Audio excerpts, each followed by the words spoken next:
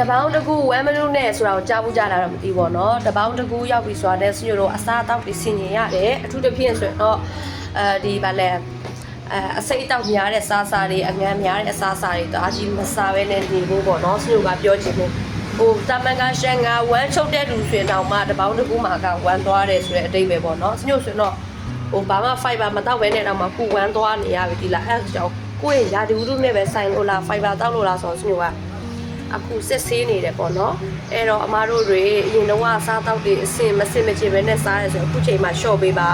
ဝမ်းရှော့တဲ့အချိန်လေးတောင်မှရောက်နိုင်တယ်ဒါလေးကိုတော့စညိုပြောချင်တယ်နော်တပေါင်းတကူ1မိနစ်နဲ့အခုတပေါင်းလားရောက်တော့မယ်ဒါတကူစင်ញင်ပေးမှရမှာပေါ့နော်အဲ့တော့အခုဒီကိုကြည့်နေတဲ့တဲကနေကိုကအခုချိန်မှာဒီလိုအချိန်မှာတော့မှဝမ်းချုပ်နေတယ်ဆိုတော့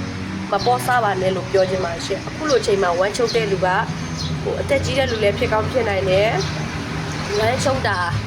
ဟိုတပတ်ကနေ10ရက်ဝမ်းချုပ်တဲ့လူလည်းဖြစ်ကောင်းဖြစ်နိုင်တယ်ဒီလိုလူတွေဆိုတော့သတိထားပေးပါစနေတို့ဒီဗာလဲဦးလန်းကြောင်ပိတ်တာတို့ဘာတို့ပေါ့နော်ဒီအစိုးရမကြီးကိစ္စဖြစ်တာတို့ဖြစ်တတ်တယ်အဲ့ဒါလေးမဖြစ်အောင်ဆိုတော့ fiber လေးတွေမှီဝဲဖို့ပြောချင်ပါတယ်ရှင့်ရည်များများတောက်ပေးလက်များများရှောက်ပေးဖို့လည်းမမေးပါနဲ့ဒါလေးလာပြောပြပေးရပါအားလုံးကိုကျေးဇူးတင်ပါတယ်